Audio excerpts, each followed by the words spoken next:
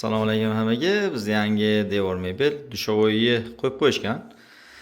Buni mebel bilan o'rab beramiz. Dushovoy borligini bildirmaydigan qilib beramiz. Xo'p, bu yerda nima bo'ladi? Bir yog'i taxmon, bir yog'i polkali zona bo'ladi.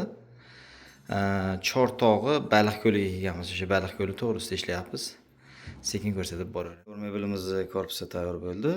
Qimmat variantda bo'lyapti. O'zlarining eski shkaflari bor, lekin ichiga ishlatib yubordik. Xo'p, dushovoy bo'lgandan keyin orqada anchagina o'lik hudud qolib ketadi.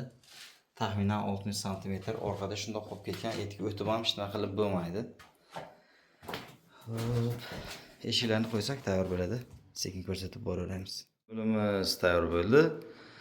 Dub ankor laminat matvisdan qildik. Bir tomon taxmon, o'rta polka, eng chekkamiz dushovoyga kirish.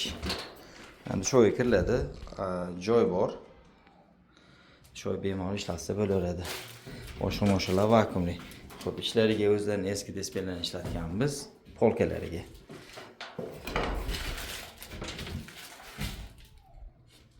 %100 variantda, shu qimmat variantda.